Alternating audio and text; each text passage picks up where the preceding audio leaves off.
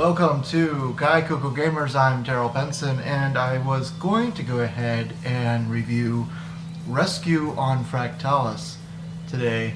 Unfortunately, my Virtual Boy controller that has been modified to work on my Atari XEGS had to go back to the shop, so to speak. Actually, the way that it was working would have been perfectly fine for this, but I want it fully functional for Berserk.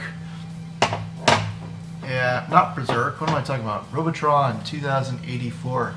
The right D-pad was not mapped properly, which made shooting rather adventurous in Robotron. And so, while that's getting fixed, I figured, what can I possibly play? Because two games came in the mail recently, and I have to choose between Marvel vs. Capcom 2 for the Dreamcast and Ikaruga.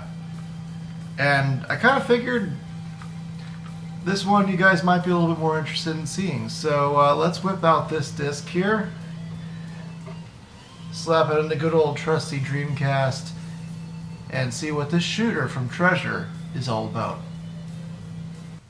Ikaruga is a shooter from the epic company Treasure, who has made quite a few famous shooters over the years, including Radiant Silvergun and Gunstar Heroes. This game in particular, there was one person who worked on it. His name is Hiroshi Uichi, and he actually did the music in this game, which is pretty cool, considering he's a graphic designer, and he's best known for starting his career with the game Gunstar Heroes, which is a fantastic shooter. But he went ahead and soon became director on the epic Saturn-grade Radiant Silvergun. Anywho, he went ahead and also worked on Ikaruga and Gradius 5, and he's actually gone on to go ahead and help with the port of Ikaruga to the Xbox Live Arcade, among other games. But that's not really most important. It's just a little fun fact.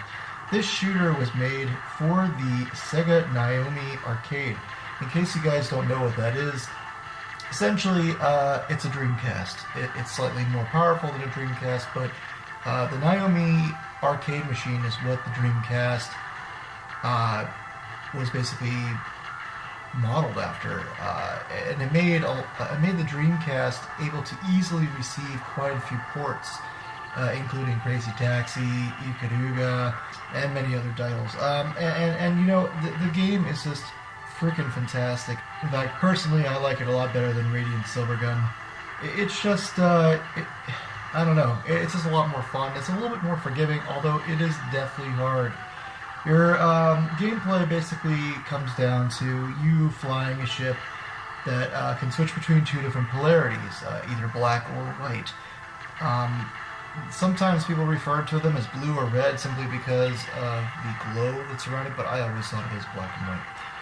And essentially, shooting white ships with black lasers is a lot easier than shooting, say, white ships with white lasers. So you want to switch your polarities to defeat opposite colored enemies a lot easier. On top of that, you can't take any damage from lasers that are the same color as your polarity. So if you're a black polarity and you're being shot by black lasers, you cannot get hit.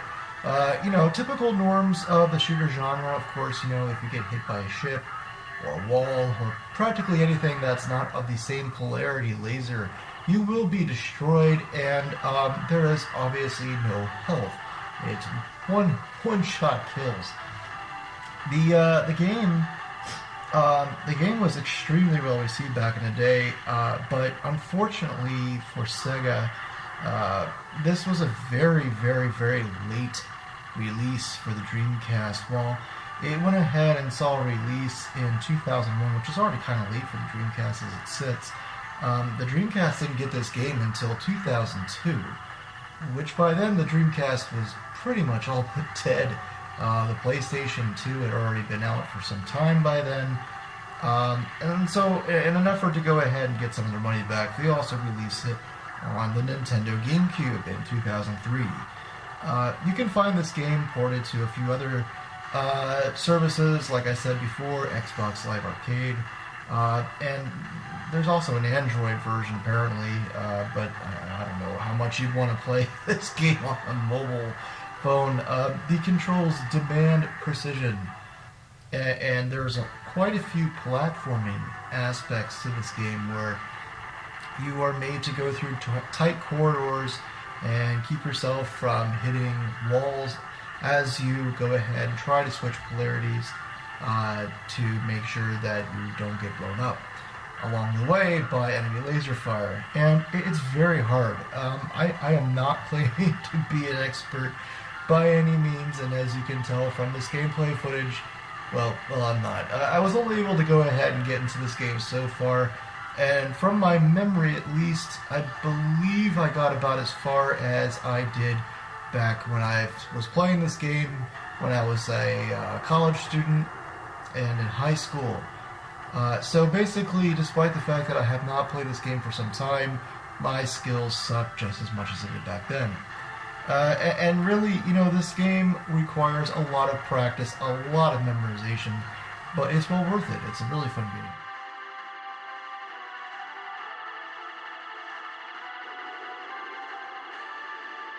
So gameplay, unfortunately, if you're one of those type of people who like using a joystick, is delegated solely to the D-pad.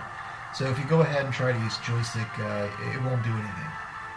Basically, shooting is done with the A button, and switching your polarities is done with the B button. You'll probably just want to go ahead and leave your thumb permanently affixed to the A button. Tapping it doesn't shoot any faster, so that's pretty much always be fine whether you have enemies or not. And you will be constantly switching between black and white polarities in order to go ahead and shoot enemies quicker, and in order to go ahead and avoid laser fire. Bosses are pretty hard, however, there's a trick to pretty much every single one. First boss is relatively easy. You go ahead and just simply shoot it with the opposite polarity when you can, and pick the same polarity as the massive amount of lasers while avoiding the very few amount of white lasers or black lasers that are coming at you while you're relatively well protected. It's not very hard. The second boss, however, you need to go ahead and shoot these tube type things with the same color, the same polarity as a tube. So if it's a white tube, then you have to pull it out by shooting it with white lasers. And then once you're inside, you drive your ship inside this little tube area and then shoot it with the opposite polarity. So if it's a black tube, you shoot it with white lasers. And once both are destroyed, the boss is easily destroyed and you can move on to the next level, which is usually where I die, because this next level is freaking hard. You'll notice that the platforming sections in this game are really where the challenge comes in, and not to say that the rest of the game is easy. By far, it's not, but I tend to lose most of my lives in these sections where I'm avoiding walls more so enemy lasers and enemies themselves. So, there you have it. This game is freaking awesome, and you need to go ahead and buy it as soon as possible, especially if you already have a Dreamcast. Dreamcasts are starting to get a little bit more rare, so I pick one up sooner than later. It's a really comfortable controller, fairly reliable system outside of the CD mechanism itself, which actually previously I had never had one die on me except for just recently, so that kind of sucked. But seriously, this game is worthy of your collection, and it harkens back to a time when Sega wasn't just about this guy. We all like Sonic, but seriously, dude, you need to go away. And with Sega now concentrating more on mobile now than consoles, I don't really feel like we're ever going to get games that make us think of Sega like this anymore. Of course, again, I have to reiterate, this is not made by Sega, but you can't help but think of Sega when you see Ikaruga, and it just makes you pine for the days when Sega wasn't the shell that it used to be. People who go ahead and say that Nintendo should be a third-party developer need to seriously look at what happened to Sega since, and their soul seems to have been lost. Now, of course, that largely has to do with the fact that Sega, has always had extremely poor management However, be careful what you wish for. Let's just put it that way. I remember back in the day, everyone was super happy when Sega went third party, and they're like, "Oh, good, we don't have to deal with any more stupid Sega systems anymore." No. Honestly, if Sega went ahead and woke up and realized that they weren't just about this, and that they have tons of IPs like Afterburner, Crazy Taxi, Space Channel 5, Shinobi. There's so many freaking good games. Daytona USA, Sega Rally. I go on for literally days naming all of Sega's IPs. I could totally see them, if they utilize those franchises, House of Dead, blah, blah, blah. If they utilize those franchises, I could totally see them going back to consoles.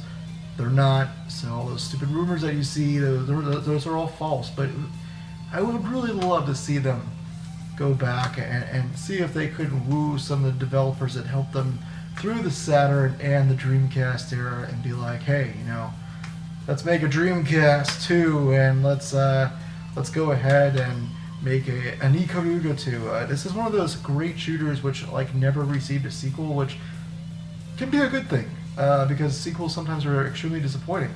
But I really think they could have done more with this shooter and more with this world, and it's a fantastic game. Treasure is amazing. Sega was amazing, and it's a shame that we're not really seeing too much from either developer anymore. That is really much of interest to Sega, especially. Sorry, dude, but go with the speed of light. Go away. I probably shouldn't have done that. Anyway, that's been another Bite-Sized episode. I've been Darryl Benson. I am currently still Darryl Benson, and we shall see you guys next time.